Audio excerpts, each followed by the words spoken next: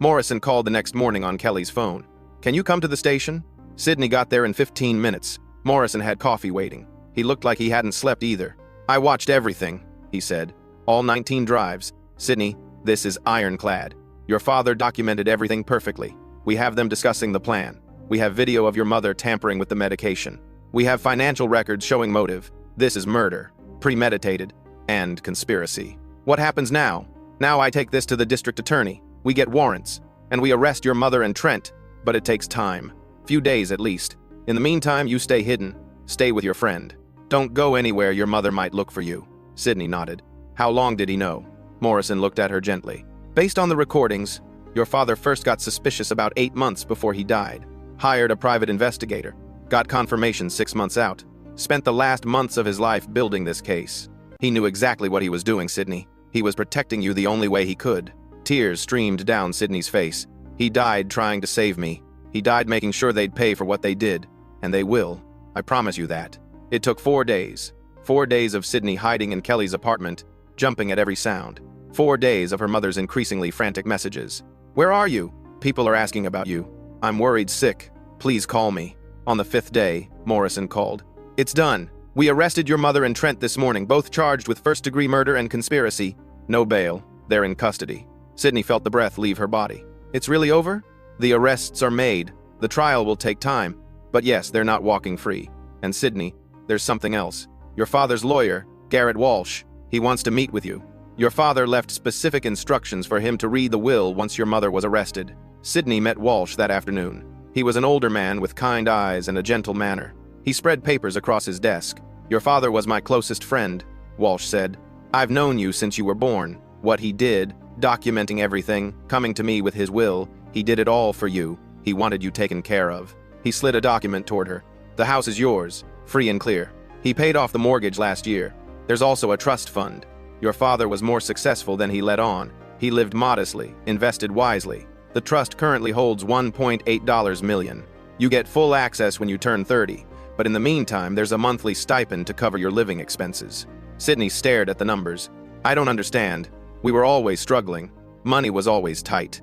Walsh smiled sadly. "Your father wanted you to understand the value of hard work, of living within your means. He didn't want you to grow up spoiled or entitled.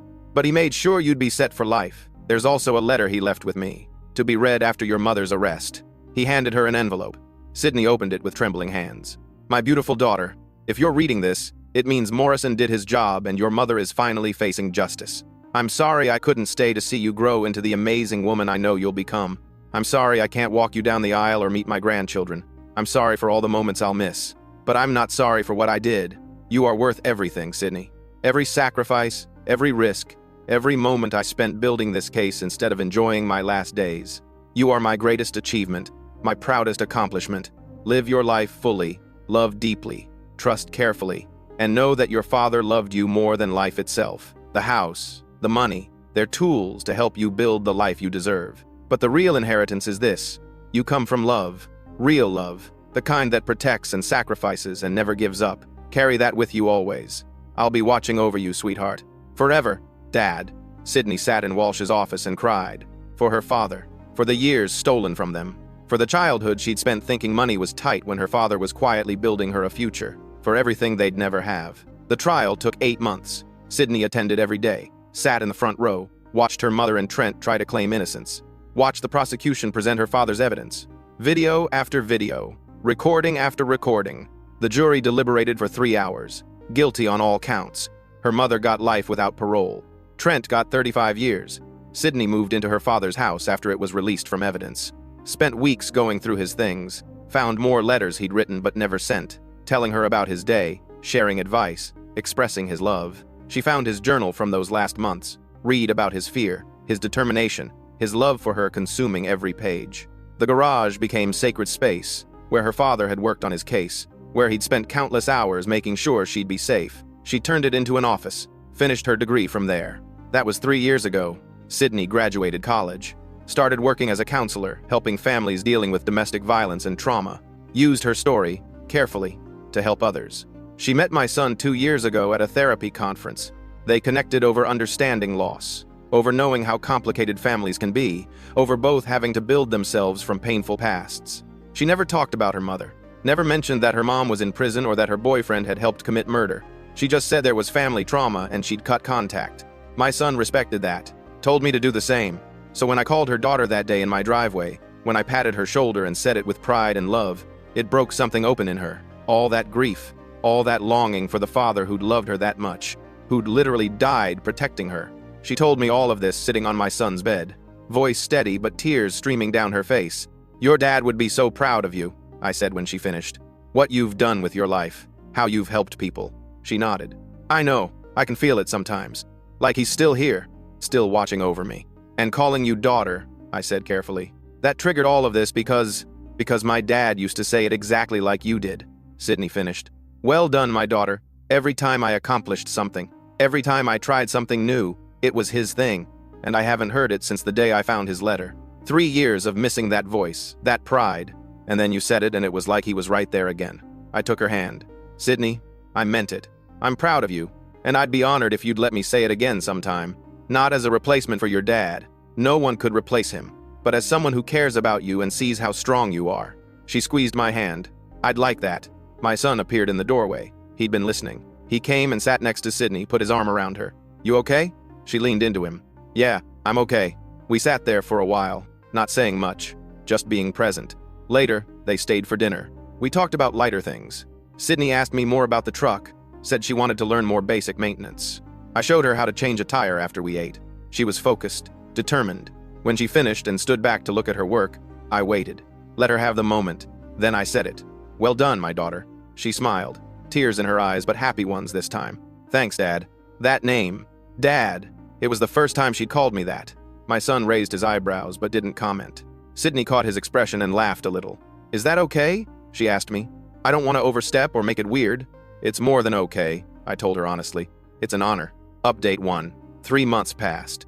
Sydney became a regular at our house. Sunday dinners, help with car stuff. She'd call me sometimes asking about random maintenance questions or just to chat. My wife adored her, said she was the daughter we never had. My son proposed on a random Tuesday. No big production. Just asked her while they were cooking breakfast. She said yes immediately. Called us crying happy tears an hour later. Wedding planning started. Sydney didn't have family to invite. It was just going to be our side and her friends. She was fine with that. Said she'd made her peace with it. But during a fitting for her wedding dress, something happened. The shop owner asked about her mother. Standard question. "Will your mother be joining us for the fitting?" Sydney's face went carefully neutral. "No, we're not in contact." The shop owner pushed. "Oh, that's such a shame. Every bride needs her mother on her wedding day. You should reach out. Life's too short for family feuds." My wife, who'd come along for the fitting, stepped in.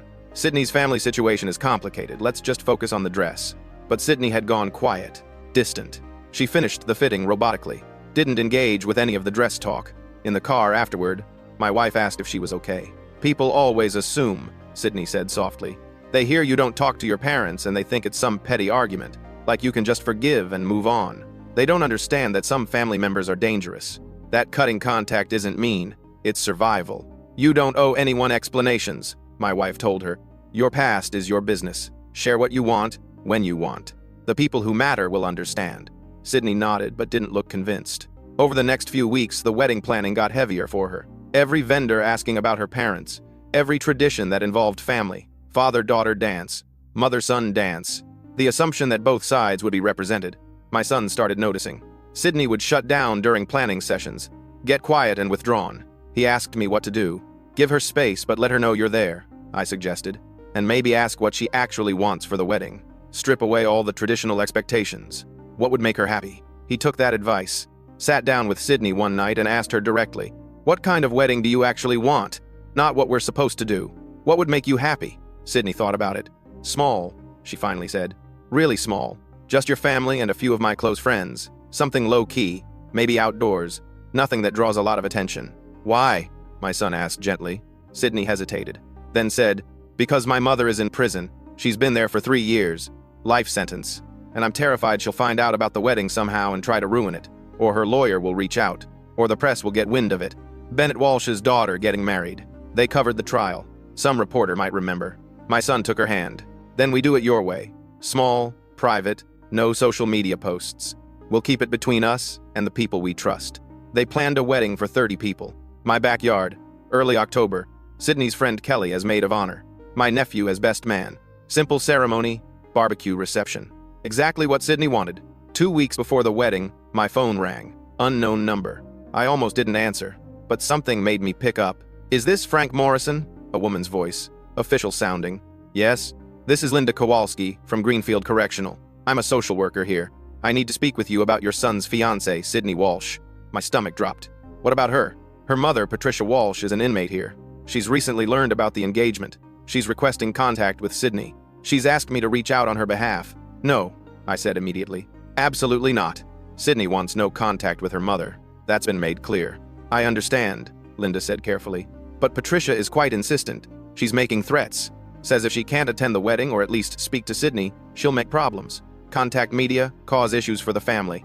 She can be very convincing. Her threats mean nothing. She's in prison. She can't do anything. She has access to mail, phone privileges. She's been writing letters. None have been delivered to Sydney, per Sydney's request for no contact. But if Patricia escalates, if she involves outside parties, media, lawyers, it could become complicated. I felt my blood pressure rising. What are you asking me to do? I'm asking you to inform Sydney of the situation. Let her know her mother is aware of the wedding and is requesting contact. What Sydney does with that information is her choice, but she should know. I hung up and immediately called my son. Explained the situation. He went quiet. We can't tell her, he finally said. She's so happy right now, so excited, this would destroy her. But if her mother escalates and Sydney finds out we knew, then we deal with it then. But I'm not letting that woman ruin these next 2 weeks for Sydney. She's taken enough from her already. We decided to wait, not tell Sydney. Handle it if the mother actually did something. It felt like the right call to protect her. The wedding day was perfect. Sunny, warm, leaves just starting to turn. Sydney wore a simple white dress, flower crown in her hair. She looked radiant. The ceremony was short, sweet. Sydney's vows made everyone cry. She talked about finding family, about how love means showing up, about how my son had taught her it was safe to trust again. When they kissed, everyone cheered. The reception was exactly what Sydney wanted. Low-key, burgers and dogs on the grill, beer in coolers, kids running around, laughing and music and celebration. Sydney danced with my son to their song. Then she came and found me. We're skipping the father-daughter dance tradition, she said. But I was wondering if you'd dance with me anyway. Not as a replacement for my dad, just because I want to. I'd be honored, I told her. We danced to an old James Taylor song Sydney picked. She was quiet at first. Then she said, "Thank you for being the dad I needed these past few months. For teaching me about cars. For letting me call you dad without making it weird. For giving me a place to belong. You've always belonged," I said. "From the moment we met you. Your family, Sydney. You always will be." She hugged me tight. "I wish my real dad could have met you. He would have liked you. I wish I could have met him too. He raised an incredible daughter." The party wound down around 10. People started heading home. Sydney and my son were leaving for a long weekend camping trip for their honeymoon. Simple and perfect for them. They loaded up the car. Sydney hugged everyone goodbye. She seemed lighter than I'd ever seen her. Free. They drove off into the night. My wife and I cleaned up the backyard, took down lights, picked up trash. It had been a perfect day. My phone rang at midnight. Unknown number again. I answered. "Frank Morrison." Different voice this time. Male. Official. "Yes? This is Officer Chen with Greenfield Correctional. There's been an incident involving Patricia Walsh. She became violent this evening when she learned about her daughter's wedding. Attacked another inmate who made a comment about it. Patricia's been placed in isolation, but during processing she made specific threats against Sydney and your family. Threatened to, quote, make everyone pay for excluding her. We're documenting everything, but I wanted to make you aware. Is Sydney in danger? Patricia's in prison. She can't physically do anything, but she has phone privileges once she's out of isolation. She could make calls, harass people. We can restrict some of that, but not all. I'd recommend you inform your son and his wife. They may want to change phone numbers. Be cautious with social media." I thanked him and hung up, stood in my dark backyard, looked at where Sydney had danced just hours earlier. So happy, so free. My wife came outside. "Who was that?" I told her. She sank into a lawn chair. "That poor girl. She can't even have one perfect day without that woman finding a way to taint it. She doesn't have to know," I said. "Not tonight, not on her honeymoon. We'll tell them when they get back. Let her have this happiness for a few more days." We went to bed, but I didn't sleep. Kept thinking about Patricia Walsh in isolation. Planning ways to hurt her daughter, even from prison, even after everything she'd done. Some people don't know how to stop destroying the ones they're supposed to love. Update 2. My son and Sydney got back from their honeymoon 4 days later. Tanned and smiling. They came straight to our house from the road. showed us pictures, talked about hikes and campfires and stars. I waited until they'd eaten dinner. Then I asked Sydney to step outside with me. My son followed. He could tell something was wrong. "Sydney," I said carefully, "there's something you need to know. Your mother found out about the wedding." The light went out of her eyes immediately. "How?" I explained the calls, the social worker's outreach, the incident at the prison, Patricia's threats. Sydney listened without expression. When I finished, she just nodded. "Okay," she said. "Okay?" my son repeated. "Sydney, she's making threats. She's been making threats for 3 years," Sydney said quietly. "From prison, from behind bars where she can't actually do anything, except run her mouth. This doesn't change anything. She could call people, harass them, make problems," I said. Sydney looked at me with tired eyes. "She can try, but everyone who matters knows the truth. My friends know. Your family knows. My father's evidence put her away. She has no credibility, no power, just anger from a cell." She was right, but I still felt uneasy. "What do you want to do?" "Nothing," Sydney said. "I want to do nothing. I want to keep living my life, keep being happy. She doesn't get to take that from me. Not anymore." My son pulled her close. "We should still be careful. Change numbers maybe. Limit social media." "I'll change my number," Sydney agreed. "But I'm not hiding. I'm not living in fear of a woman who's locked up. That gives her too much power." Over the next few weeks, everything seemed fine. Sydney changed her phone number, blocked her mother's prison phone access through official channels, set up no contact orders through her lawyer. But small things started happening. Sydney's work email got flooded with spam. Someone created a fake Facebook profile using her name and started posting bizarre stuff. Nothing overtly harmful, just weird enough to be disturbing. Sydney reported it, got the fake account shut down, but another one popped up. Then another. "It's her," Sydney said during dinner at our place. "Or someone she's paying on the outside. She has money, the insurance payout before she was convicted. It's sitting in an account somewhere. She can use commissary funds to pay someone." "Can you prove it?" my wife asked. "No, that's the genius of it. Just small annoyances. Nothing big enough to trigger serious investigation. Just enough to remind me she's out there, that she's thinking about me." My son was furious. "This is harassment. There has to be something we can do." Sydney shook her head. "We document everything. Save screenshots. Report it. But beyond that, we just keep living. That's the only way to win."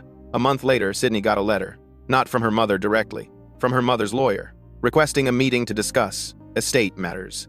Sydney brought it to Garrett Walsh, her father's lawyer. He read it and frowned.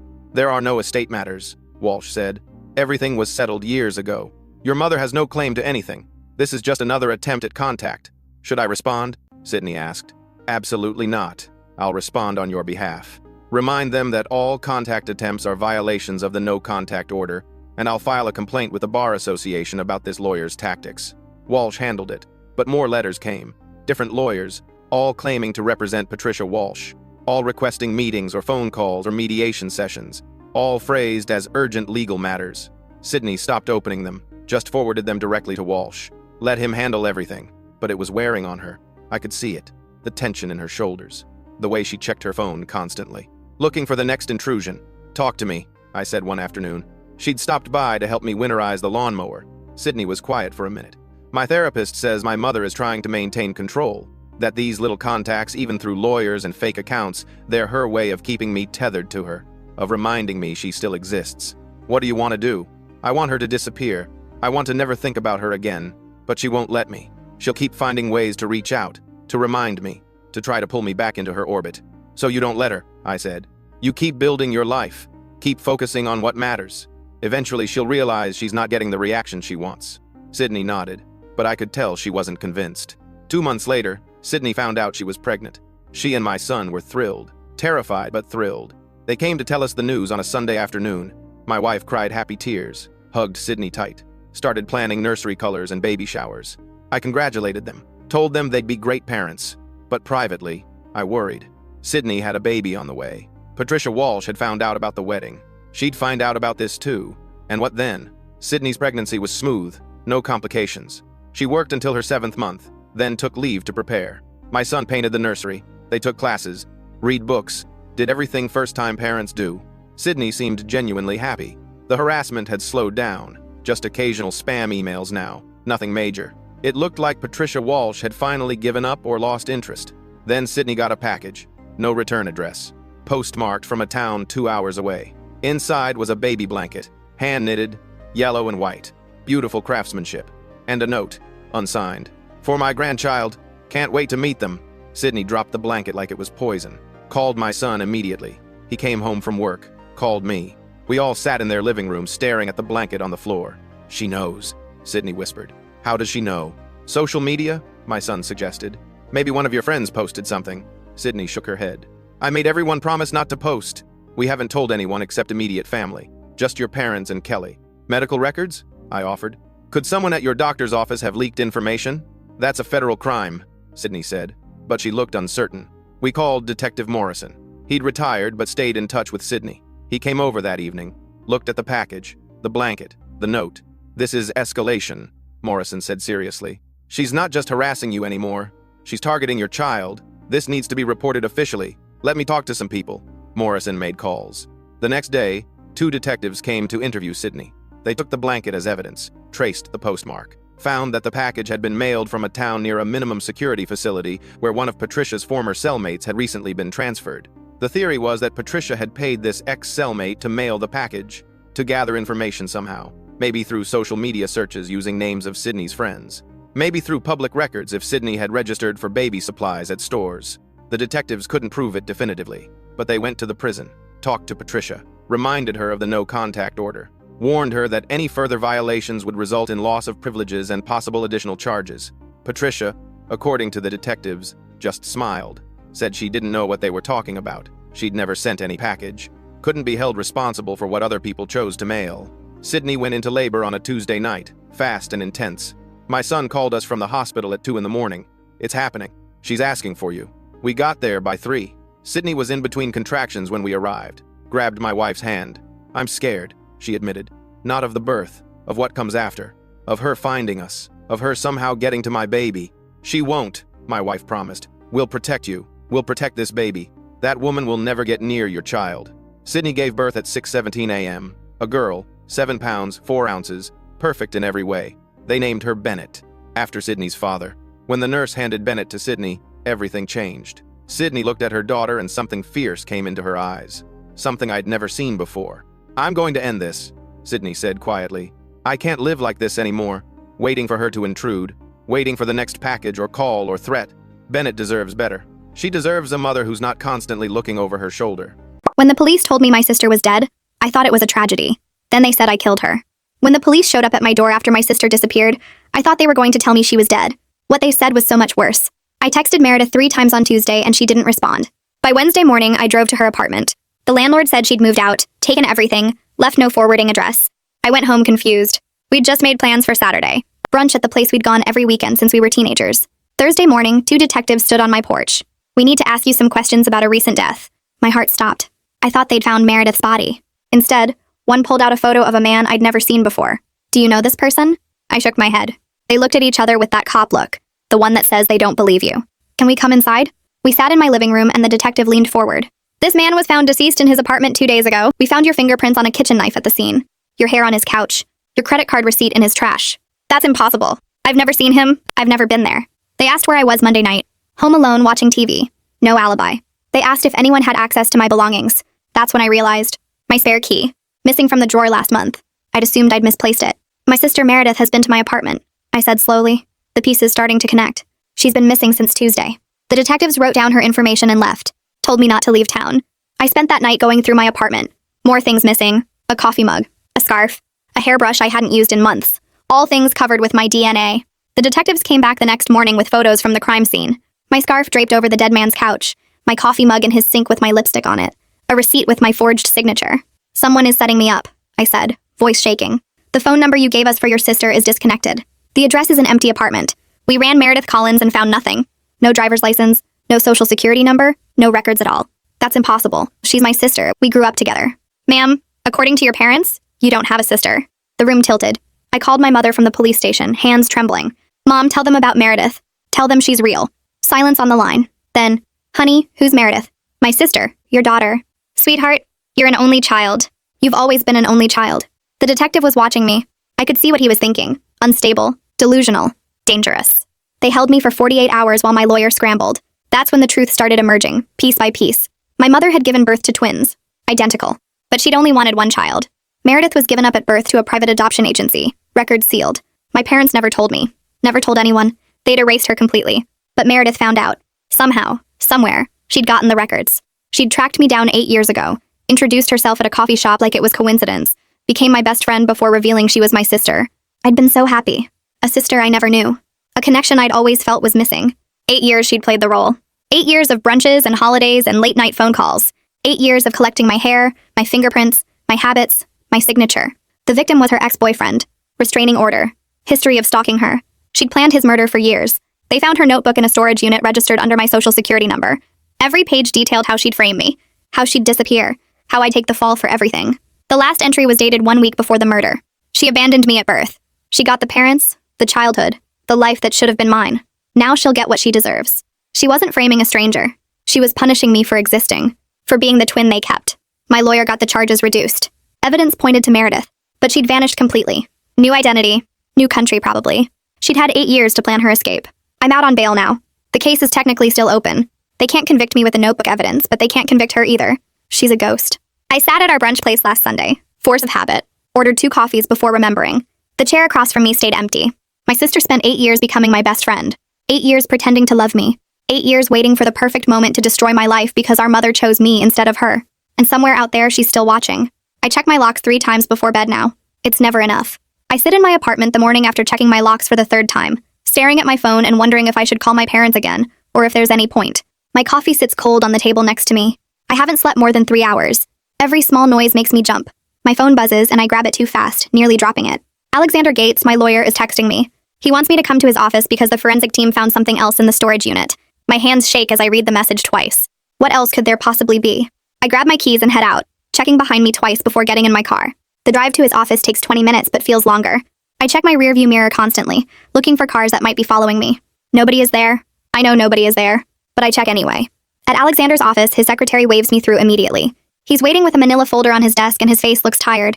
He shows me additional pages from Meredith's notebook that the forensic team found wedged behind a false panel in the storage unit. These pages are different from the ones about the murder plan. These pages detail how she studied my handwriting for 2 years before she felt confident forging my signature. There are practice sheets with my name written hundreds of times, each one getting closer to my actual signature. The progression is clear. Early attempts look clumsy and wrong. Later ones are almost perfect. By the final page, I can't tell which signature is mine and which is hers. The level of patience and planning makes my stomach turn because this wasn't impulse or anger. This was cold, calculated revenge spanning nearly a decade. Alexander points to dates written in tiny numbers at the bottom of each page. She started practicing my signature 6 years ago. 6 years of planning while we had brunch every Saturday. 6 years of perfecting my handwriting while I told her about my work problems and dating disasters. I feel sick. Alexander asks if I'm okay and I nod even though I'm not. He makes copies for me to take home and I don't know why I want them. But I do. Detective Swift calls later that day while I'm sitting in my car in Alexander's parking lot, still holding the copies. She tells me they've identified the adoption agency that handled Meredith's placement. It was called New Beginnings Family Services, and it operated out of Portland until it closed in 2003. The records are sealed by court order from 1995, which means my parents must have requested the seal. Swift is working on getting them unsealed, but it could take weeks or months depending on the judge. She sounds frustrated, and I can tell she wants to give me better news. I thank her and hang up, feeling frustrated that even now, my parents' decision to hide Meredith continues to block answers I desperately need. If they had just told me the truth from the beginning, would any of this have happened? Would Meredith have felt less abandoned if she'd known I didn't know about her either? I start the car and drive home on autopilot, barely remembering the route. I force myself to go grocery shopping because I've been living on delivery food for 2 weeks, and I need to reclaim some normalcy. The store is crowded with people doing their regular Wednesday shopping, and the fluorescent lights feel too bright. I grab a cart and head to the produce section, trying to remember what I usually buy. Apples. I need apples. I'm reaching for a bag when I see her. A woman with dark hair like Meredith's, standing by the tomatoes. My heart stops. She's wearing a blue jacket. Meredith had a blue jacket. The woman turns slightly and I see her profile. My hands start shaking. I abandon my cart right there in the middle of the aisle and walk quickly toward the exit. She turns around fully and I see her face. It's not Meredith. The woman is older with different features. Nothing like my sister except the hair color.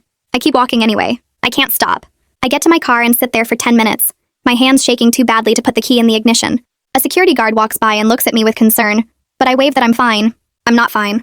I drive home with no groceries and order Chinese food on my phone. That night, I finally read through all the police reports Alexander gave me about Caleb Sutherland, the man Meredith killed. The file is thick, maybe 50 pages. Caleb was 32 when he died. He worked as a sales manager for a tech company. He'd been arrested twice for violating the restraining order Meredith had against him. The first arrest was for showing up at her workplace. According to the report, he waited in the parking lot for 3 hours until she came out, then followed her to her car. She called the police and they arrested him right there. He spent 2 nights in jail and paid a $500 fine. The second arrest was 6 months later for following her home from a grocery store. He drove behind her for 12 miles and she called 911 while driving. The police met her at her apartment and arrested him in his car across the street. That time he spent a week in jail. The reports paint him as obsessive and threatening, someone who couldn't accept that their relationship was over. I realize Meredith chose a victim whose death might seem justified if she'd been caught. She could have claimed self-defense. She could have said he broke in and attacked her. The restraining order history would have supported her story. But she didn't plan to get caught. She planned for me to take the fall. I call my mother against my better judgment because I need to understand how she could give away a baby and then pretend that baby never existed. The phone rings 3 times and I almost hang up. She answers on the 4th ring, her voice careful and distant. I ask her directly why she chose to keep me instead of Meredith. The question hangs in the air between us. She's quiet for so long I think she's hung up. Then she says it was random, they just picked one. Her voice is flat, like she's talking about choosing between 2 identical apples at the store. I realize that's somehow worse than any reason she could have given. If she'd said I looked healthier or cried less or had a birthmark she loved, at least that would be something. But random? A coin flip that determined everything about both our lives? I ask her if she ever thought about the other baby, the one she gave away. She starts crying and says she tried not to. She says she had to believe she made the right choice or she couldn't have lived with herself. I tell her I have to go and hang up before she can respond. I sit on my couch and stare at the wall for an hour. My first therapy appointment with Fern Collier feels awkward and forced because I don't know how to explain that my best friend of 8 years was actually my twin sister plotting to destroy my life. Her office is small and painted a calming blue color. There are plants on the windowsill and tissues on the side table. She's maybe 50, with gray hair and kind eyes. She asks me to tell her what brought me in, and I start talking. The words come out jumbled and wrong. I keep backtracking to explain things out of order. She listens without judgment and asks me what I'm most afraid of right now. I tell her the truth. Meredith is still out there, still watching, and I have no way to protect myself from someone who knows everything about me. She knows my schedule, my habits, my favorite places. She knows which window in my bedroom doesn't lock properly. She knows I keep my spare car key in my desk drawer. She spent 8 years learning every detail of my life. Fern asks what I'm doing to feel safe, and I tell her about checking the locks 3 times every night. She doesn't tell me to stop. She says that's a normal response to trauma, and we'll work on managing the anxiety so it doesn't control my life. I cry for the last 10 minutes of the session, and she hands me tissues without making it weird. Alexander files a motion to have my bail conditions modified, so I can at least travel within the state. He argues that I'm clearly not a flight risk, given that I reported the framing myself, and have cooperated fully with the investigation. The prosecutor, Donovan Baird, doesn't oppose it, which Alexander says is a good sign that they're not seriously pursuing charges against me anymore. The hearing is scheduled for Friday morning. I wear a conservative dress and sit quietly while Alexander presents his argument to the judge. The judge is a woman in her 60s who looks stern but fair. She reviews the motion for what feels like forever but is probably 5 minutes. Then she approves it. Just like that, I can travel within state lines. I feel a tiny bit of freedom return, even though I have nowhere I want to go. Alexander shakes my hand outside the courtroom and tells me this is real progress. I thank him and drive home, feeling slightly less trapped than I did this morning. Detective Swift contacts me with news that they found surveillance footage from a gas station near Caleb's apartment. The footage shows Meredith filling up a car 2 hours before his estimated time of death. Swift emails me a screenshot from the video. The image is grainy but clearly shows her face. She's wearing my jacket, the brown leather one that went missing from my closet 3 months ago. I'd looked everywhere for that jacket. I'd assumed I'd left it somewhere and forgotten. But no, Meredith took it. She wore it to pump gas before murdering Caleb, making sure the cameras caught her in my clothes. This evidence further proves the framing, but it also confirms Meredith was meticulous about every detail. She thought about security cameras. She planned what to wear. She probably drove past that gas station multiple times to confirm it had cameras pointed at the pumps. Swift tells me this footage will help my case significantly. I thank her and stare at the screenshot for a long time. My sister is looking slightly away from the camera, her expression calm and focused. She looks like me. We have the same face, the same hair, the same build. Anyone who saw this footage would think it was me. I drive past the coffee shop where Meredith and I used to have brunch, but I can't bring myself to go inside yet.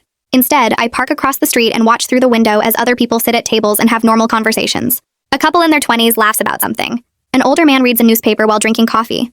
A woman types on her laptop, probably working remotely. None of them are wondering if the person across from them is secretly plotting their destruction. None of them are checking over their shoulders constantly. I sit there for 20 minutes just watching normal people do normal things. My hands grip the steering wheel tightly. I want to go inside. I want to reclaim that space and those Saturday mornings, but I can't make myself open the car door. Finally, I start the engine and drive away, feeling pathetic but unable to reclaim that space yet. Maybe next week, maybe never. The next morning, my neighbor knocked on my door around 8. I'd been up for hours already, checking the locks again and staring at my phone. She looked nervous, kept glancing down the hallway like she wasn't sure she should be here. She told me she saw someone who looked exactly like me leaving my apartment the day Caleb died. She'd thought it was me at first, but then she noticed the shoes. Black heels, the kind with the pointed toe. She said I always wore flats or sneakers, never heels like that. The detail seemed small, but it stuck with her, made her feel weird about it. When she saw the police at my door days later, she started putting things together. I thanked her 3 times, my voice shaking, and asked if she'd give a statement to Detective Swift. She agreed right away, Said she'd call the detective herself that afternoon. After she left, I stood in my doorway for a full minute, just breathing. Someone else saw Meredith. Someone else could prove I wasn't the one at that apartment. Alexander called me 2 hours later with more news from the forensic team. They'd found Meredith's fingerprints in my apartment, but not in normal places. Inside my medicine cabinet, way in the back where I kept old prescription bottles I never touched. Inside my dresser drawers, underneath the clothes. In the back of my closet, behind boxes of winter stuff I hadn't opened in months. She'd been going through everything, taking inventory of my entire life. The analyst told Alexander it looked like someone conducting a search, not just visiting casually. I felt sick hearing this. Meredith had touched my things, moved them around, studied what I owned. She'd been in my bathroom, my bedroom, my private spaces. The framing felt almost easier to process than this. She'd invaded every corner of my home while pretending to be my sister, my friend. Alexander asked if I was okay, and I lied and said yes. I wasn't okay. I wanted to throw away everything I owned and start over in a place she'd never been. 3 days later, I sat in Donovan Baird's office downtown. The building was all glass and steel, modern and cold. Alexander came with me, sat beside me in the chair across from the prosecutor's desk. Donovan looked tired, like he'd been working too many cases for too many years. He told me directly that his office wasn't going to prosecute me. They were preparing to dismiss all charges formally. The evidence pointed clearly to Meredith now, and they were shifting all their resources to finding her. He apologized for what I'd been through, said he understood this had been horrible for me. I should have felt relieved. Alexander squeezed my shoulder, smiled at me, but I just felt empty. Clearing my name didn't undo what Meredith did. It didn't explain why she hated me enough to plan this for 8 years. It didn't bring me any closer to understanding how someone could pretend to love me while plotting my destruction. I thanked Donovan and left his office feeling hollow instead of free. My second therapy session with Fern happened on a Thursday afternoon. Her office had soft lighting and comfortable chairs, the kind of place designed to make you feel safe enough to fall apart. We talked about my sleep, my anxiety, the constant checking of locks. Then she asked me what I missed most about Meredith. The question caught me off guard. I'd been so focused on the betrayal, on the anger and fear, that I hadn't let myself think about missing her. But sitting there in that quiet office, I admitted the truth. I missed having a sister. I missed the feeling of having someone who understood me completely, who knew my history and my quirks and loved me anyway. Then I started crying. Big ugly sobs that I couldn't control. Because that person never existed. Everything I thought we shared was just Meredith studying me like I was some kind of experiment. Every laugh, every secret, every moment I thought we were connecting was her taking notes for my destruction. Fern handed me tissues and let me cry until I couldn't anymore. She didn't try to fix it or make it better. She just sat with me in the grief of losing someone who was never really there. Detective Swift called me the following week with news about the adoption records. She'd gotten them unsealed through a court order. Meredith had been placed with a family in Oregon right after birth. They returned her to the agency after 6 months. The paperwork said she was difficult and hard to manage as an infant. She spent 2 years in foster care after that, moving between different homes. Then a couple in Washington adopted her when she was 3. They raised her until she turned 18, but the detective said there were notes about behavioral problems and running away. My parents' decision to give her up created this whole childhood of abandonment and moving around. I got to stay in one house, with parents who wanted me, going to the same school and having the same friends. Meredith got returned like a broken product, shuffled around, never settling anywhere. I understood her anger better after hearing this. I still couldn't forgive what she did, but I understood where it came from. One random choice at birth gave me everything and gave her nothing. I forced myself to go back to work on Monday. The marketing firm where I'd worked for 3 years felt different now. Everyone knew what happened because it had been in the news. My coworkers were awkwardly nice, giving me space but also checking on me constantly. Sarah from accounting brought me coffee without asking. Mike from creative told me to take my time on deadlines. My boss called me into her office and told me to take whatever time I needed, that my job was secure. I insisted on working because sitting at home thinking about Meredith all day was making me crazy. I needed tasks, deadlines, normal work problems to focus on. By Wednesday, I'd finished 2 projects and felt almost like myself again. Work gave me structure, gave me something to do besides obsess over where Meredith was hiding. Alexander met me for coffee that Friday to update me on the investigation. He told me Interpol had been notified about Meredith. Her photo was distributed to law enforcement in dozens of countries, but he was honest with me in a way I appreciated. People disappear successfully all the time, especially when they've been planning it for years like Meredith had. She probably had multiple fake identities set up, money hidden in offshore accounts, an exit plan as detailed as her framing plan. The chances of finding her were slim. Even if they did locate her, getting her back to the country could take years. Extradition was complicated and slow. I stirred my coffee and watched the foam swirl. Alexander looked at me with genuine sympathy. He said he was sorry, that he wished he had better news. I told him I appreciated his honesty. At least I knew what I was dealing with. Meredith was gone, probably forever, and I had to figure out how to live with that. The nightmares started that week. Every night I'd wake up at 2 or 3 in the morning, convinced Meredith was standing at the foot of my bed watching me. I'd turn on every light, check every window, test every lock. Then I'd lie awake until sunrise, too scared to close my eyes again. The bags under my eyes got darker each day. I looked exhausted all the time. Fern told me this was a normal response to trauma, that my brain was processing the violation of trust and safety. Knowing it was normal didn't make it less scary. I was tired constantly, could barely focus at work. I started drinking coffee all day just to stay awake. My hands shook from the caffeine and the lack of sleep. I looked in the mirror and barely recognized myself. I looked older, worn down, like I'd aged 5 years in the past month. My father called me for the first time since everything came out. His voice sounded strained, like he'd been practicing what to say. He tried to explain their decision. They were young when we were born, only 23. They were scared and broke, and the doctors told them raising twins would be twice as hard.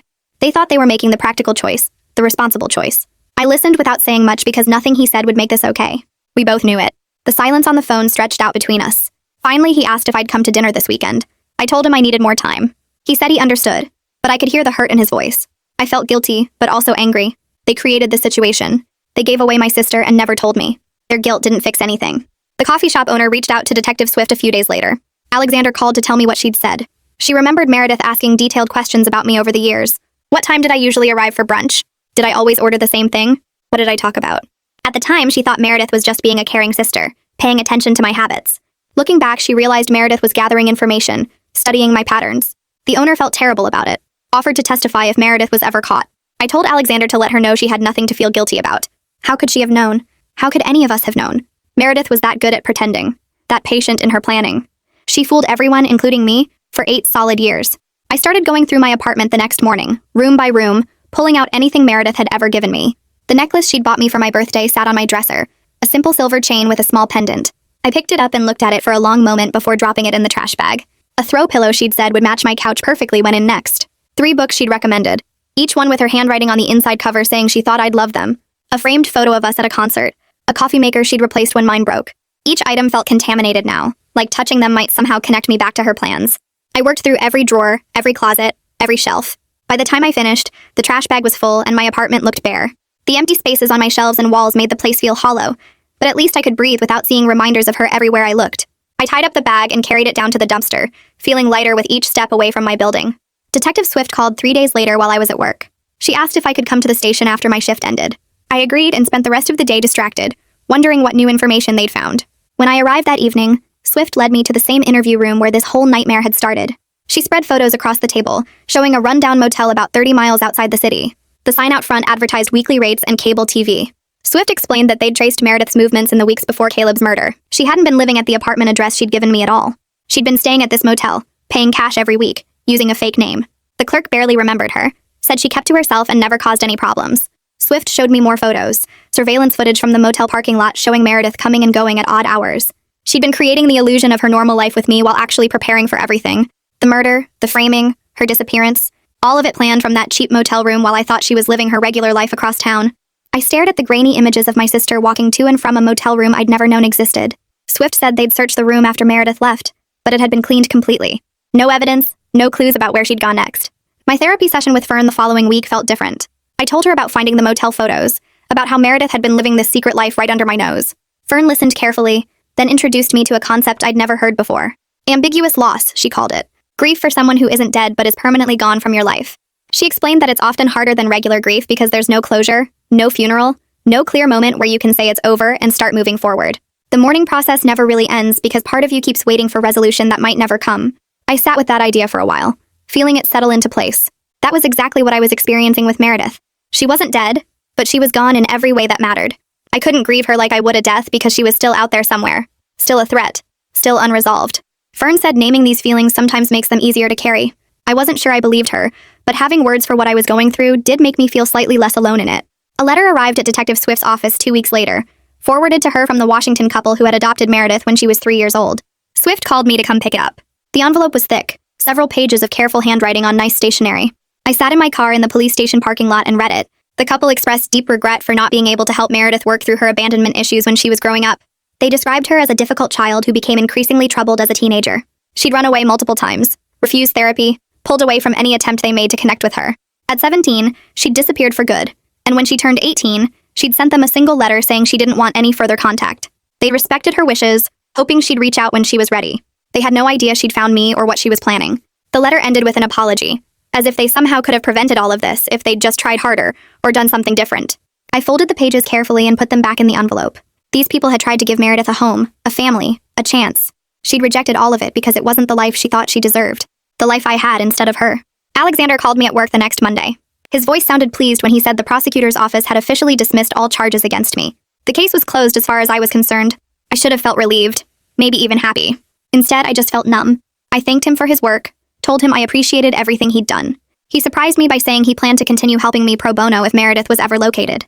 He wanted to pursue any civil remedies we could, make sure she faced consequences for the identity theft and fraud, even if the murder charges were complicated by her disappearance. I didn't know what to say. Most lawyers would have moved on to their next case, but Alexander seemed genuinely invested in seeing this through. I told him I was grateful, and I meant it. The charges being dismissed should have felt like a victory, but my life was still destroyed in every way that mattered. My reputation was damaged, my sense of safety was gone, and my sister was out there somewhere, free and unpunished. My coworkers invited me to happy hour that Friday, trying to include me in normal social activities again. I forced myself to go, determined to prove I could still do regular things like a regular person. The bar was loud and crowded, everyone laughing and complaining about work stuff that seemed so trivial compared to what I'd been through. I lasted about 30 minutes before the noise became overwhelming and I had to leave. Everyone else was having conversations about difficult bosses and annoying clients and bad dates. Their problems felt so normal, so manageable. I stood there with my drink, feeling like I was watching them through glass, unable to connect with a world where the worst betrayal was a cheating boyfriend or getting passed over for a promotion. I made an excuse about not feeling well and left early. In my car, I sat with my head against the steering wheel, frustrated by how damaged I felt. Meredith had taken away my ability to just exist normally with other people. My mother showed up at my apartment unannounced on a Saturday afternoon. I saw her through the peephole and almost didn't open the door. Curiosity won out over anger. She looked older than I remembered, more gray in her hair, deeper lines around her eyes. She was carrying a cardboard box, and when I let her in, she set it on my coffee table without saying anything at first. Inside were old photos from when I was a baby. She sat next to me on the couch, and we looked through them together. 2 identical infants in every picture, one in a pink onesie, one in yellow. One being held by my father, one by my mother. She pointed to a photo and admitted she didn't know which baby was which. They'd dressed us differently to tell us apart, but in these pictures, she couldn't remember which outfit belonged to which twin. We could be looking at photos of me or photos of Meredith, and there was no way to know. She said something that made my stomach turn. She sometimes wondered if they'd accidentally sent home the wrong twin from the hospital. If maybe I was actually Meredith and Meredith was actually me. I stared at her, not knowing how to respond to that. The idea that our entire lives might have been swapped by chance, that she might have kept the wrong daughter and given away the one she'd meant to keep. It shouldn't have mattered, but somehow it made everything feel even more random and cruel. Detective Swift called me again a few days later with more bad news. They'd found evidence that Meredith had been using my identity to open credit cards and bank accounts over the past year. The amounts were significant. Nearly $50,000 that she'd never have to pay back because it was all in my name. Swift walked me through the accounts they'd found so far, but she warned there might be more they hadn't discovered yet. I felt sick listening to the list. Meredith had been building financial resources for her disappearance while destroying my credit and leaving me with debt I'd never agreed to.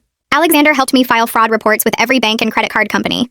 We froze my credit, filed police reports, started the long process of proving I hadn't opened these accounts. He explained it could take months or even years to fully clear my name financially. The identity theft was just another layer of violation on top of everything else she'd done.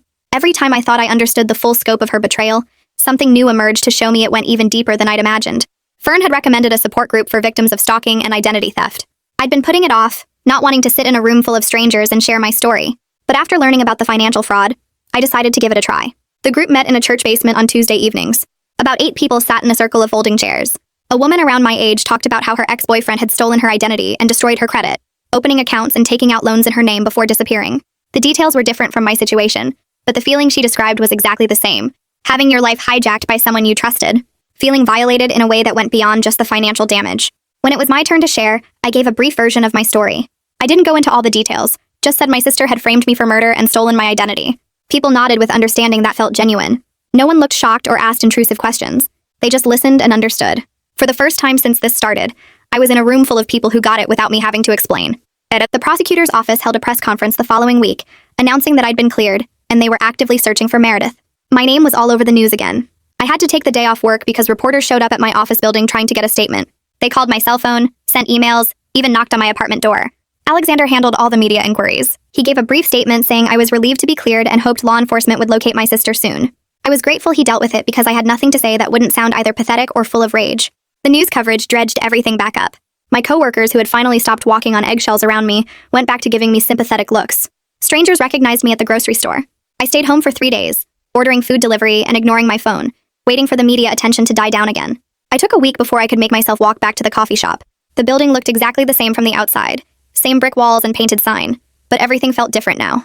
I parked across the street and sat in my car for 10 minutes, watching people go in and out like it was any normal day.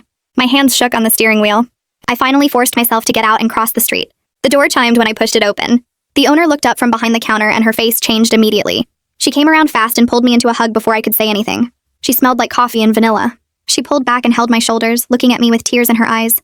She said she was so sorry, that she never saw what was happening, that she'd answered questions from the police and felt sick about every conversation she'd ever had with Meredith. I told her it wasn't her fault. She insisted on making my usual coffee for free. I took it and looked at our table by the window, the one we'd sat at every Saturday for years. I couldn't sit there. I chose a different table near the back, facing the door so I could see everyone who came in. The coffee tasted the same, but drinking it alone felt wrong. I made myself finish the whole cup before leaving. When I told Fern about it at my next session, she said reclaiming spaces was an important part of healing. Requested Reds is on Spotify now. Check out link in the description or comments. I wasn't sure I believed her, but I'd done it anyway. Detective Swift called 2 days later and asked me to come to the station. She had something to show me. I drove there with my stomach in knots, not knowing what to expect. She led me to a small room with a computer screen and pulled up security footage. The timestamp showed dates from 3 years ago. The footage was grainy black and white from a storage facility. She explained this was the place where they'd found Meredith's notebook. I watched the screen. A woman walked into frame and I recognized her immediately even though her back was to the camera. She unlocked a unit, pulled up the metal door and disappeared inside. Swift fast-forwarded through hours of footage. Meredith stayed in that unit for 3 hours that first visit. The detective showed me more clips. Meredith came back every few weeks over 3 years. Same unit, same routine. She'd rented it under a fake name and paid cash for everything, but the cameras had caught her face clearly in several shots. I watched her walk in and out, carrying notebooks and boxes, completely calm. She looked normal. She looked like my sister. Swift said the footage proved Meredith had been planning this for years, visiting regularly to work on her revenge plans. Watching her unlock the unit and spend hours inside made my skin crawl. She'd been doing this the whole time we were having brunch together, the whole time she was pretending to be my friend. Fern suggested I take a self-defense class. She said it might help me feel less helpless. I wasn't sure it would make any real difference because if Meredith came back, I doubted I could actually fight her off. But I signed up anyway at a gym 3 blocks from my apartment. The instructor was a woman in her 40s with short gray hair and calm eyes. She was patient when I showed up, obviously anxious the first night. The class had about 12 people, mostly women, all different ages. Nobody knew my story, and I liked being anonymous. The instructor taught us basic strikes and how to get out of holds. The physical activity helped. I slept slightly better on class nights. My body was tired in a good way, instead of just exhausted from anxiety. The other students were friendly, but didn't ask personal questions. I could just be another person learning to protect herself. I went twice a week and started to feel a tiny bit less afraid walking to my car at night. My father called on a Thursday afternoon while I was at home. He asked if I was ready to talk to them both. I almost said no out of habit, but something made me say yes instead. I surprised myself. We agreed to meet at a restaurant downtown, neutral territory, not their house. I got there first and sat in a booth near the back. My parents arrived together 5 minutes later. They looked older than I remembered. My mother's face was puffy like she'd been crying. My father looked defeated, shoulders slumped. We ordered food none of us really wanted. The conversation was painful and awkward. My mother cried and apologized multiple times. My father kept saying they'd made a terrible mistake. They tried to explain their reasoning, but nothing they said made it okay. I realized sitting there that they were going to carry guilt about this for the rest of their lives. That didn't fix anything, but it was something. I told them I needed time before we could have any kind of normal relationship again. They both nodded and said they understood. They accepted it without arguing. We ate in mostly silence. When we left, my mother hugged me tight and whispered that she loved me. I didn't say it back, but I didn't pull away either. Alexander called me into his office the following week with new information. He'd been digging into Meredith's background. He'd discovered she'd filed a legal name change 2 years ago. This meant she'd been operating under at least 2 identities, the name she used with me and whatever name she'd changed to legally. He showed me the court documents. The new name was Sarah Mitchell. Completely different. He explained this made finding her much harder because she could have multiple passports and identities layered on top of each other. She might have other names we didn't know about. The FBI was now involved because the identity theft crossed state lines. Alexander had been in contact with an agent who was working the case. But even the FBI admitted the trail was cold. Meredith had been too careful, planned too well. She could be anywhere in the world using any name. The chances of finding her kept getting smaller. My friend Rachel set me up on a blind date with someone she knew from work. I agreed because I was desperate to prove to myself that I could still trust people and have normal relationships. His name was Tom, and he was perfectly nice. We met at an Italian restaurant on a Saturday night. I was on edge from the moment I sat down. I analyzed everything he said for hidden meanings and lies. When he asked about my family, I gave vague answers and changed the subject fast. When he talked about his job, I wondered if he was really telling the truth or making it all up. I couldn't relax. My shoulders stayed tense the whole meal. I kept checking the exits and watching other diners. Tom noticed I was uncomfortable. He asked if I was okay. I lied and said I was fine. We both knew there wouldn't be a second date. When we said goodbye in the parking lot, he was polite but distant. I got in my car and cried, frustrated by how much Meredith had taken from me. I couldn't even have a normal dinner with a nice person without falling apart. At my next therapy session, Fern and I worked on strategies for managing my paranoia and hypervigilance. She taught me grounding techniques for when I started spiraling into worst-case scenarios. She had me practice focusing on my 5 senses to stay in the present moment. She was honest that I might always have some level of anxiety about trust and safety, but she believed I could get to a place where it didn't control my entire life. I wanted to believe her. Right now it felt impossible. Every time I started to relax, Something would trigger me, and I'd be right back to checking locks and watching strangers. Fern said healing wasn't linear. There would be good days and bad days. I just had to keep working at it. Detective Swift contacted me again a few days later. She said they'd identified 3 other people Meredith had contact with over the years, who might have information about her plans. They were interviewing each of them. One was a former co-worker who remembered Meredith talking about feeling abandoned by her birth family. Another was a therapist Meredith had seen briefly before stopping treatment. The third was a woman who'd lived in the same apartment building as Meredith years ago. Swift said none of them had seen this coming. They all described Meredith as quiet and private but seemed normal enough. Nobody had suspected she was capable of murder and framing her own sister. The interviews weren't giving them useful leads on where she might have gone, but they were building a fuller picture of who Meredith really was. I got a notification on my phone that someone had tried to use one of my credit cards in Mexico. My heart started racing immediately. I thought it might be Meredith. I called the credit card company with shaking hands. They explained it was regular credit fraud, not connected to my case. Someone had stolen the card number and tried to buy electronics. The incident sent me into a panic attack anyway. I sat on my bathroom floor using all of Fern's grounding techniques to calm. Doctor, Reyes's office faxed over medical records, showing Finn had only attended 4 of 14 prenatal appointments. The pediatrician's records showed he'd missed 6 of the twins' first 8 checkups. Gideon filed an emergency motion to access my phone records. By Friday evening, we had proof that my call with Finn had remained connected for 17 minutes after we'd said goodbye. Saturday morning, Vera came over to the hotel where I was staying. I couldn't go back to the apartment.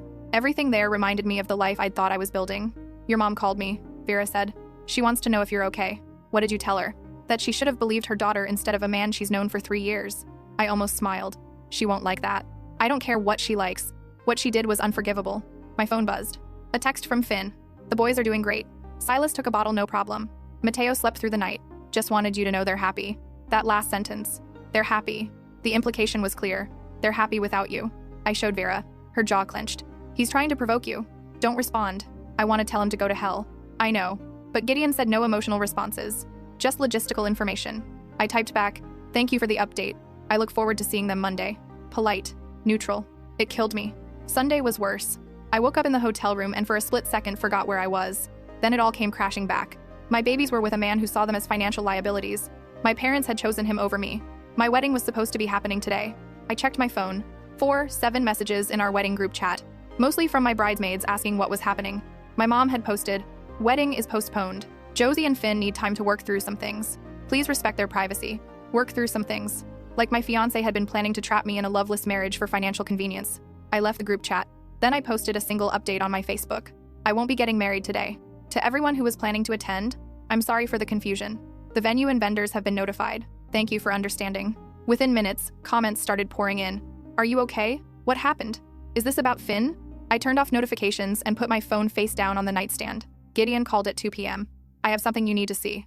Can you come to my office? I was there in 20 minutes. He handed me a printed document. This is the affidavit Finn submitted to get the emergency custody order. I read through it, my hands shaking. According to Finn, I'd been exhibiting signs of postpartum psychosis. I'd been talking about disappearing with the children. I'd expressed paranoid delusions about him trying to control me. I'd stopped eating and sleeping. I'd been neglecting the twins' basic needs. Every single sentence was a lie. He committed perjury, I said. Yes, and we're going to prove it. Gideon pulled out another document.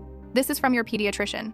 Both boys have been to every scheduled checkup, always clean, well-fed, and hitting developmental milestones. Their medical records directly contradict his claims of neglect. What about the postpartum psychosis? I pulled your medical records. You completed the Edinburgh Postnatal Depression Scale at your 6-week checkup and scored a 4 out of 30. That's within normal range. Your doctor noted no concerns. Finn took a routine screening and weaponized it. I looked up at him. We're going to win, aren't we? I think we have a very strong case. But Josie, you need to be prepared. Judge Northfield is old school. He doesn't like parental conflict. Even if we win, he might order shared custody or supervised visitation as a compromise. I don't want Finn anywhere near my boys. I understand. But legally, he's their father. Unless we can prove he's a danger to them, the court will prioritize his parental rights. He demanded I abort them 3 years ago, before they were born. The court will see that as ancient history, especially since he's been present for the past year, for strategic reasons, which we'll argue. But we need to be realistic about outcomes. Our best case scenario is you get primary custody with him having limited visitation. Worst case is 50-50 split. I closed my eyes. 50-50 meant my boys would spend half their lives with a man who resented their existence. Monday morning arrived like a death sentence. I dressed carefully, navy blue dress, minimal makeup, hair pulled back. Gideon had coached me on courtroom behavior. Sit up straight, don't react emotionally. Address the judge as your honor. Let me do the talking unless you're directly questioned. We arrived at the courthouse at 9:30. Finn was already there with his lawyer, a man in an expensive suit with slicked back hair. Finn looked tired. like he hadn't slept. Good. My parents were there too, sitting on his side of the courtroom. That hurt more than I expected. At 10:03, Judge Northfield entered. He was exactly as Gideon described, maybe 70, white hair, reading glasses on a chain around his neck. He looked at both parties with the expression of someone deeply tired of people's nonsense. This is an emergency custody hearing for case number 2024FC8871, Brennan versus Harding. Mr. Morris, you're representing Ms. Harding? Yes, Your Honor. And Mr. Keating for Mr. Brennan? Yes, Your Honor. Let's proceed. Mr. Keating, your client filed for emergency custody on Thursday night. Walk me through your reasoning. Finn's lawyer stood. Your Honor, Mr. Brennan has serious concerns about Ms. Harding's mental stability and her ability to safely care for the party's twin sons. She exhibited signs of postpartum psychosis, made statements about fleeing with the children, and on Friday morning at approximately 2 a.m., she did exactly that. She took both children without informing Mr. Brennan and drove to her parents' house in the middle of the night. Ms. Harding, is this accurate? I stood. Your Honor, I left because Gideon touched my arm. Your Honor, if I may. Judge Northfield nodded. Your Honor, Ms. Harding left because she discovered that Mr. Brennan has been planning to marry her not out of love or commitment, but as a financial strategy to avoid paying child support. She overheard a phone conversation in which Mr. Brennan told his parents, and I quote, "If I leave now, she'll drag me through court. Child support would destroy me financially. At least if I marry her, I have some control over my own money." The judge looked at Finn. Is this true? Finn's lawyer jumped in. Your Honor, Ms. Harding claims to have overheard a conversation, but there's no evidence this conversation occurred. What we do have is documentation of concerning behavior, statements from witnesses about her instability, and medical records showing postpartum depression screening. Actually, Your Honor, we have proof. Gideon handed up a document. These are phone records from Ms. Harding's carrier. On Thursday, November 14th, at 9:47 p.m., Mr. Brennan called Ms. Harding. They spoke for 6 minutes. The call was not terminated. It remained connected for an additional 17 minutes. During that time, Ms. Harding overheard Mr. Brennan's conversation with his parents. Judge Northfield studied the records. Mr. Brennan, did you have a conversation with your parents that night? Finn stood. I spoke to my parents, yes, but Ms. Harding is mischaracterizing what was said. We were discussing normal pre-wedding nervousness. Were you or were you not discussing staying in this relationship primarily for financial reasons? Finn's face went red. I was expressing fears. That's not the same as, answer the question. Did you tell your parents you were marrying Ms. Harding to maintain financial control? Silence. Mr. Brennan? I was upset. I didn't mean it the way it sounded. Judge Northfield leaned back. So you did say it. Your Honor, Finn's lawyer interjected. Even if Mr. Brennan expressed doubts about the marriage, that doesn't negate concerns about Ms. Harding's mental health. Let's talk about those concerns. Mr. Morris, you have a response to the postpartum psychosis claims? Gideon handed up another document. Medical records from Ms. Harding's OBGYN and the children's pediatrician. Ms. Harding scored a 4 out of 30 on the Edinburgh Postnatal Depression Scale, well within normal range. Her doctor noted no concerns. The twins have attended every scheduled checkup, always clean, well-fed, and meeting developmental milestones. There is zero evidence of neglect or psychosis. What about the witnesses claiming she was unstable?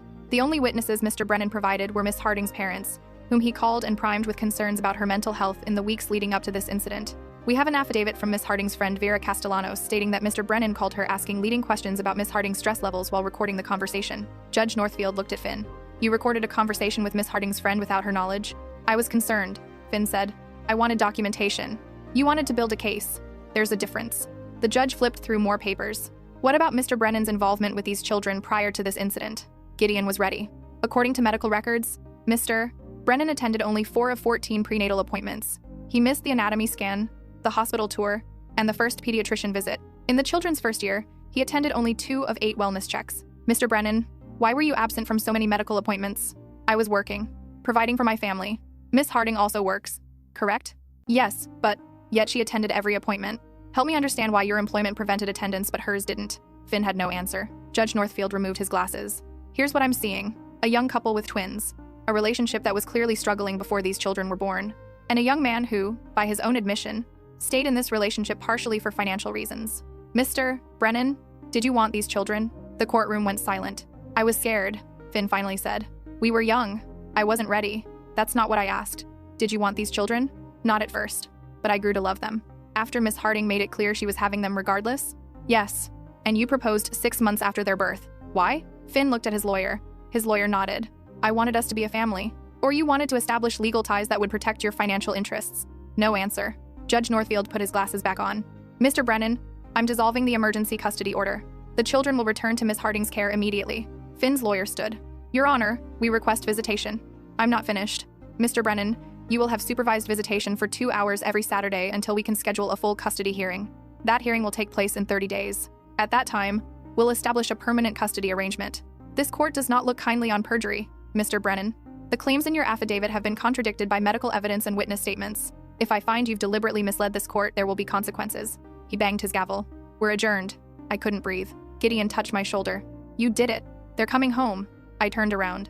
Finn was staring at me with an expression I couldn't read. My parents stood up and walked out without looking at me. But none of that mattered because a bailiff was asking me to follow him to collect my sons. They were in a room down the hall, both in their car seats with a social worker watching them. Mateo saw me first and started crying, reaching for me. Then Silas. I unbuckled them both and held them so tight. They smelled like home, like everything that mattered. I've got you, I whispered. Mama's got you. I'm never letting go. The social worker smiled. They've been asking for you all morning. Asking. They were learning words now. Mama had been one of their first. Gideon appeared in the doorway. I've arranged for police escort back to your apartment. Finn has been ordered to stay away for 24 hours while you get resettled. After that, he can request his first supervised visit. Thank you, I said. It wasn't enough. He'd given me my children back. Thank you would never be enough. Don't thank me yet. We still have a custody battle ahead. But today, you won. I carried both boys out of that courthouse, walked past Finn, who was arguing with his lawyer, past my parents, who stood in the parking lot looking lost. Vera was waiting by my car. She brought car seats, toys, everything I'd left behind in my panic. She hugged me while I cried into her shoulder. You did it, she said. You actually did it. The drive home should have felt triumphant. Instead, it felt surreal. Like I'd won a battle, but the war was still ahead. Back at the apartment, everything was exactly as I'd left it. My wedding dress hanging on the closet door, centerpieces stacked in the corner, Finn's things scattered everywhere. I put the boys down for a nap and then just sat on the couch. 3 days. It had only been 3 days, but it felt like a lifetime. My phone buzzed. A text from my mom. We need to talk. I didn't respond. Another text, this time from my dad. You can't shut us out. We're your parents. I typed back. You gave my children to a man who told a judge I was psychotic. We're done talking. Then I blocked both their numbers. The next few weeks were a blur of legal meetings, custody negotiations, and supervised visits. Finn showed up every Saturday at 10 a.m., played with the boys for 2 hours while a court-appointed supervisor watched, and then left. He didn't try to talk to me. The supervisor said he was appropriate with the children, attentive and engaged, which made everything worse somehow, because it meant he was capable of being a good father. He just didn't want to be. The full custody hearing was scheduled for mid-December. Gideon warned me it would be rough. He'll try to paint you as vindictive, as someone who overheard one conversation and blew up her entire life over it. I didn't blow up my life. I protected my children from growing up with a father who resented them. That's what we'll argue, but be prepared for character attacks. He was right. At the December hearing, Finn's lawyer called my parents as witnesses. They both testified that I'd been erratic in the weeks before the wedding. Emotional, forgetful, stressed. Would you say Miss Harding was capable of making rational decisions during this time? His lawyer asked my mother. I don't know. My mom said. She didn't look at me. She wasn't herself. It took everything in me not to react. Then Finn took the stand. His lawyer walked him through the pregnancy, his initial fears, his eventual acceptance. I was scared, Finn said, his voice breaking. But I stepped up. I went to appointments. I built their nursery. I was there for every midnight feeding. I love those boys more than anything. And why do you think Miss Harding left? I think she misunderstood a private conversation with my parents. I was expressing pre-wedding nerves. The same nerves every groom has. She took it as proof I didn't want our family, when the truth is I was just scared of marriage, not fatherhood. Do you want to marry Miss Harding? I wanted to marry the woman I fell in love with. I don't know who she is anymore. It was a masterful performance. I watched the judge taking notes and couldn't tell what he was thinking. Then it was my turn. Gideon walked me through the timeline. The pregnancy, Finn's demands for abortion, his absence during prenatal care, the overheard conversation. Why didn't you confront him immediately? Gideon asked. Because I knew he'd deny it. I knew he'd twist it into me being emotional or irrational. So I documented everything and left. And in the 3 days your children were with Mr. Brennan, how did you feel? Like my heart had been ripped out. Like every breath hurt. Those are my babies. I carried them. I birthed them. I've been their primary caregiver since day one. He wanted to get rid of them before they were even born. But he stayed. Because I told him I'd do it without child support. And then, once they were here, he realized marriage was a better financial strategy than abandonment. Objection. Finn's lawyer stood. Speculation. Sustained. Let me rephrase, Gideon said. Miss Harding, in the conversation you overheard, what exact words did Mr. Brennan use? I took a breath. I'd memorized it. He said, if I leave now, she'll drag me through court. Child support would destroy me financially. At least if I marry her, I have some control over my own money. And legally, it's easier to deal with. Those were his exact words? Yes. And how did that make you feel? Like I'd been living with a stranger. Like every kiss, every I love you, every moment of our relationship had been a calculated lie. Judge Northfield interrupted. Miss Harding, Mr. Brennan has been consistent with supervised visitation. He's attended every session on time, engaged appropriately with the children. What would you like the custody arrangement to look like going forward? I looked at Finn. He stared back at me, expression unreadable. I want primary custody, I said. He can have visitation, but I want to be the primary parent. These boys need stability. They need to know their home base, and they need to be with a parent who wanted them from the beginning. Mr. Brennan, what would you like? Finn stood. I want 50/50 custody. I'm their father. I deserve equal time. Judge Northfield nodded. I'll issue my ruling by the end of the week. 5 days. We had to wait 5 days. Gideon walked me out. That went as well as it could have. What do you think he'll decide? Honestly, I think you'll get primary custody with him having standard visitation. Every other weekend, 1 weeknight, split holidays. The judge clearly believed you about the phone conversation, but he also saw that Finn has been responsible during supervised visits. So my boys will spend time with a man who resents them. Maybe. Or maybe being forced to spend time with them will change how he feels. People don't change, Gideon. He gave me a sad smile. Sometimes they do. For their children's sake. The ruling came through on Thursday. Primary physical custody to me. Standard visitation for Finn. Every other weekend, Wednesday evenings, alternating holidays. No more supervised visits. I won. The first weekend, Finn took the boys. I paced my apartment like a caged animal. He picked them up Friday at 6 p.m. and wouldn't bring them back until Sunday at 6 p.m. 48 hours. Vera came over and forced me to watch movies. I didn't absorb a single minute. At 8 p.m., I texted Finn. Are they okay? He responded immediately. They're fine. Just finished dinner. About to do bath time. It was the most civil we'd been in months. Saturday morning. Mateo's running a slight fever. Gave him Tylenol. Monitoring. Saturday afternoon. Fever broke. Both boys napping. Sunday at 6 p.m. he brought them home. They ran to me, talking about the park and pancakes and something about a dog. Finn lingered in the doorway. They were great, he said. No problems. Thank you for the updates. He nodded. Started to leave, then stopped. Josie? I looked up. I'm sorry. For all of it. I know that doesn't fix anything, but I need you to know I'm sorry. Then he left before I could respond. That's been our routine for 6 months now. Civil exchanges, polite texts. He's never missed a pickup or drop off, never missed a payment for child support. The boys are thriving, learning new words every day, running everywhere, eating everything. My parents tried to reconcile once, showed up at my apartment with apology cookies. I let them in because the boys missed their grandparents. We sat in awkward silence while Mateo and Silas played. We were wrong, my mom finally said. We should have believed you. Yes, you should have. Can we try again? To be a family? I thought about it for a long time. Maybe eventually, but not now. You chose him over me when I needed you most. That's not something I can just forget. They left. I haven't heard from them since. Vera asks me sometimes if I regret leaving.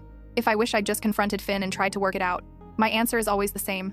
No, because my boys will never grow up thinking love means sacrificing yourself to keep someone else comfortable. They'll never think it's normal for someone to resent their existence. They'll know their mother fought for them. That when it came down to it, I chose them over everything else. And maybe someday, when they're old enough to understand, I'll tell them about the phone call. The one that changed everything. The one where I learned that not all love is real, not all commitment is honest, and sometimes the bravest thing you can do is walk away. But for now, I watch them sleep in their cribs, their little faces peaceful and perfect, and I know I made the right choice. Even if it meant blowing up my entire life, even if it meant losing my family, even if it meant raising them mostly alone, because they deserve a mother who wants them completely, without hesitation, without resentment. And that's exactly what they have. Update 2. 6 months later. It's been 6 months since the custody hearing.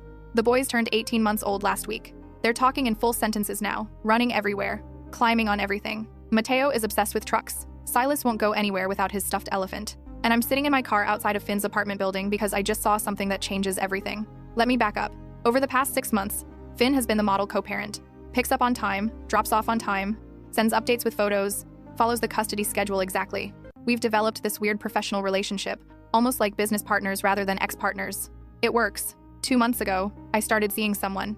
His name is Asher, and he's a teacher at the preschool where I enrolled the boys for morning sessions. He's patient, funny, and completely unbothered by the fact that I have twin toddlers and complicated ex-drama. We've been taking it slow. Coffee dates while the boys are at preschool, movies when Finn has them for the weekend. Last week, Asher met the boys for the first time. We went to the zoo. They loved him. Mateo held his hand the entire time. Silas showed him every animal we passed. When I dropped them off at Finn's that Friday, Mateo told him all about Mama's friend Asher. Finn's face did something strange. I couldn't read it. He just nodded and said, "Sounds like fun, buddy." This morning, I went to pick up the boys from Finn's apartment, knocked on the door at 6 p.m., like always. No answer. Called his phone, straight to voicemail. I waited 10 minutes, knocked again, still nothing. So I called Vera. Finn's not answering. I'm at his apartment. The boys should be ready by now. Maybe he took them to the park and lost track of time. Maybe. But something felt wrong. I tried the doorknob, unlocked. I pushed it open. Finn? Boys? The apartment was silent. Too silent. I walked through the living room. Toys everywhere, normal for when the boys visit. Their backpack was by the couch, packed and ready. But no Finn, no boys. Then I heard voices coming from the balcony. The sliding glass door was cracked open. I walked over and saw Finn sitting on the balcony floor, both boys in his lap. They were looking at clouds. "That one looks like a dog," Mateo was saying. "You're right, buddy," Finn said. His voice sounded thick, like he'd been crying. I slid the door open. All three of them turned. "Mama!" Both boys scrambled to me. Finn stood up slowly. His eyes were red. "What's going on?" I asked. "Why didn't you answer the door?" "I'm sorry. We were out here. I didn't hear you knock." He was lying. I could see it in his face. "Are you okay?"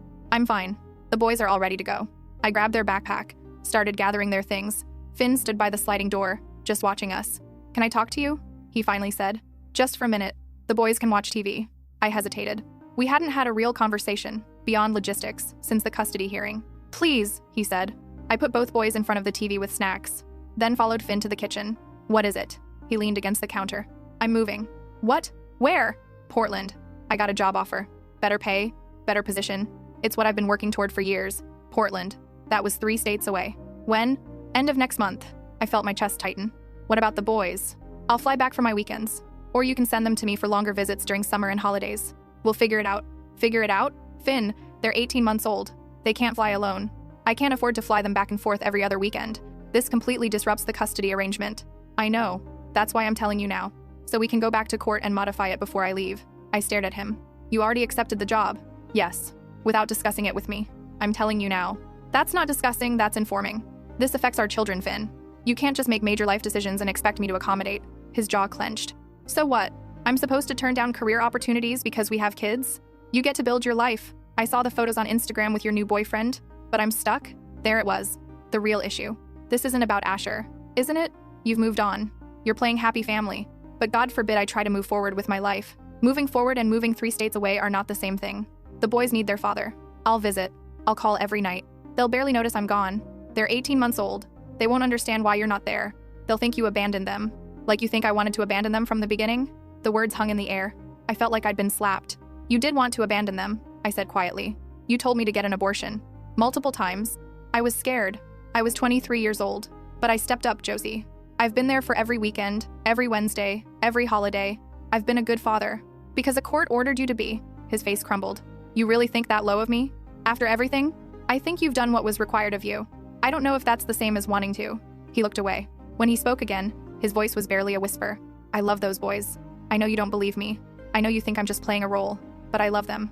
Josie. They're the best thing I've ever done." I wanted to believe him. Some part of me desperately wanted to believe that